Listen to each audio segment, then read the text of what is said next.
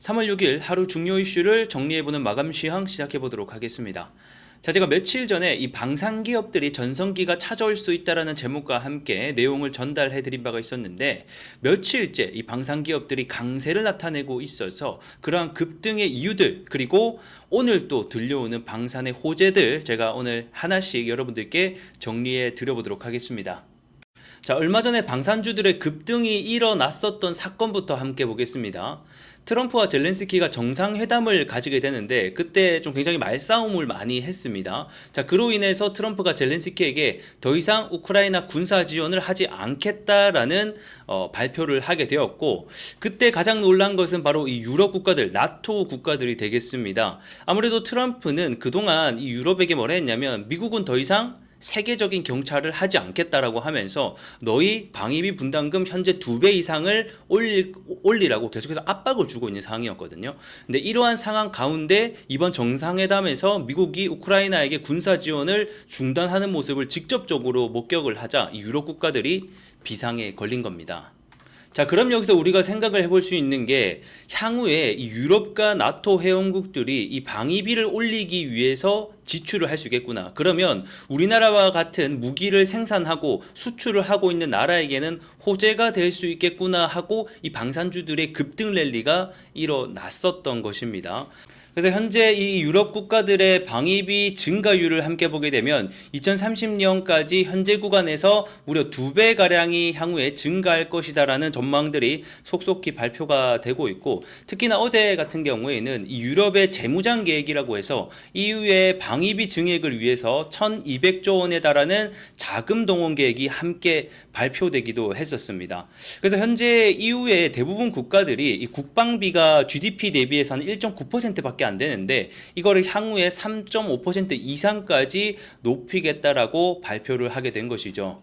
자, 그리고 이 시점에 발맞춰서 오늘 또 독일이 대규모 방위 지출을 위한 관련된 기금을 조성하겠다라는 소식이 함께 들려왔습니다. 우리나라 돈으로 약 770조에 달하는 금액을 조성하겠다라고 얘기를 하면서 이 국방비 조달을 위해서 GDP의 1%가 넘는 이런 부채 허용 법안을 또 개정했다라고 합니다. 자, 그러면서 뭐라고 하냐면 국가 방어를 위해 필요한 모든 것을 하겠다라고까지 얘기를 했는데, 그러니까 향후에 이 미국의 방위비 분담금이 점차적으로 낮아지고 유럽에 대한 안보를 손을 떼다 보니까 자신들이 직접적으로 살기 위한 방위 시스템을 구축하겠다라고 나라에서 현재 발표를 하고 있는 시점이 되겠습니다.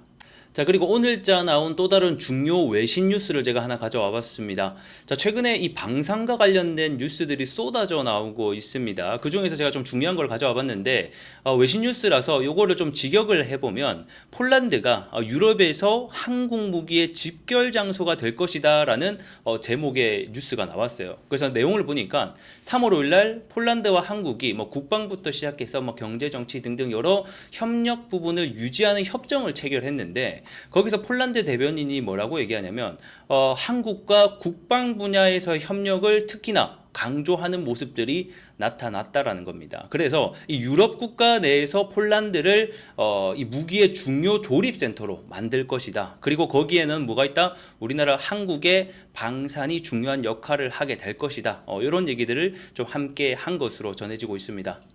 자, 이러한 성장 스토리가 기반이 마련되어 있다 보니까 이미 우리나라 이 방산업체들이 4년간 4배 이상 성장하는 모습도 함께 보여주기도 했었고, 이미 영업이익이 2조 원을 돌파하는 모습을 보여주고 있습니다. 전년도 대비해서 유럽향 매출이 특히나 돋보이는데 전년도 대비해서 66%나 좀 상승하는 모습을 보여주면서 현재 가파르게 이 매출 부분에 있어서 수출 부분에 있어서 성장하는 모습을 함께 볼 수가 있습니다. 그래서 사실 이 방산업체들이 주가를 잘 보면 많이 떠 있어요. 이미 실적 반영이 되면서 주가가 많이 올라가고 있지만, 여전히 이 유럽향과 관련된 방위비 분담이 계속해서 금액이 올라갈 것으로 예상이 되고 있어서 향후에 이 수출에 대한 그 부분, 그 다음에 실적에 대한 부분이 함께 좋을 것으로 전망이 되고 있습니다. 자, 그러면 이 관련주들 뭐가 있을지 함께 보겠습니다. 가장 대장주는 아무래도 이 바로 하나에어로스페이스가 될 것 같죠. 우리나라 천무, 뭐 K9 자주포 등등등 해서 현재 9개국으로 수출을 하고 있고, 시장 점유율이 유럽향으로만 해도 60% 이상을 기록을 하고 있기 때문에 가장 대장주다 이렇게 보시면 될 것 같고, 그 아래 단에 우리나라 4대 방산주라고 해서 뭐 현대로템, LIG 넥스원, 뭐 하나시스템 이런 회사들이 존재한다라는 점, 그리고 어떻게 매출을 내고 있는지 간단하게 보시면 될 것 같습니다.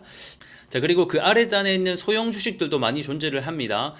대형주들은 좀 많이 가파르게 올라갔는데 그 아래 단에 있는 소형주들은 이제 올라가기 시작하는 종목들이 굉장히 많아서 최근에는 소형주들이 위주로 주가가 돌아가면서 순환매가 일어나고 있습니다.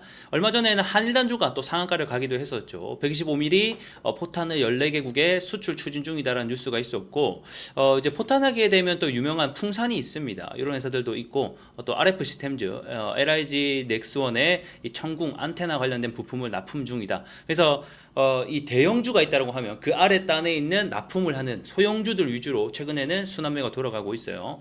MNC 솔루션도 제가 한 2, 3일 전에 소개해 드렸었죠. K2, K9 청궁 등의 핵심 부품을 납품 중이다. 그리고 최근에 또 올라온 사면 청궁의 핵심 부품사로 선정이 되면서 관련주로 엮이면서 주가가 상승이 나오고 있습니다. 자, 그리고 오늘 또 장 막판쯤에 시장을 주도했던 테마, 처음 나왔던 테마가 있는데 그건 바로 너자2라고 하는 이 영화 관련주가 시장에서 주목을 받았습니다. 아마 처음 보시는 분들이 굉장히 많을 것 같아요. 저도 처음 봤는데 이 중국에서 현재 유행하고 있는 영화라고 합니다. 이 관객 수만 현재 3억 명을 돌파를 했다라고 하는데 흥행 수익만 2조 9천억 원, 거의 3조에 가까운 흥행 수익을 돌파하고 있다라는 소식이 들려오면서 이 국내에서도 관련주들의 급등 랠리가 이어졌는데요. 자, 관련주를 함께 보게 되면 M83이라는 회사가 이 너자2의 VFX라고 해서 이게 시각 효과 기술입니다. 요거를 참여했다는 소식이 들리면서 장중에 상한가를 터치하기도 했었고요. 이어서 스튜디오 미루, 이 회사는 애니메이션 제작 회사인데 아무래도 이 영화가 애니메이션 애니메이션 영상이거든요. 그러다 보니까 애니메이션을 제작하는 회사가 좀 관련주로 엮이면서 주가가 상승하기도 했었고, 얼마 전에 이 봉준호가 신작으로 낸 미키 17 이 영화가 북미에서 현재 흥행을 전망하고 있다는 소식과 함께 관련주로 엮이면서 주가가 장중에 26% 상승이 나왔습니다. 자, 그리고 이어서 NHN 벅스라고 해서 이 회사는 이제 음원 유통 회사죠. 이 회사가 한알력 관련주로 최근에 엮였습니다. 이 중국의 영화가 잘 되다 보니까 요게 또 어떻게 보면 약간 한알력 관련주로 같이 엮이면서 주가가 좀 상승하는 모습들, 이렇게 너자2의 관련주들의 상승도 좀 돋보이는 하루였다, 이렇게 정리할 수 있겠습니다. 그래서 너자2가 아직까지 우리나라에서는 제가 알기로는 방영을 안 한 것으로 알고 있는데 이 영화가 우리나라에도 출시한다 하게 되면 또 관련주들의 연이은 또 상승세가 나타날 수 있으니 좀 단기적인 테마로 올라갔다, 이렇게 보시면 좋을 것 같네요. 자, 오늘 영상도 시청해주신 여러분들 감사드리고요. 다음 시간에 뵙도록 하겠습니다. 감사합니다.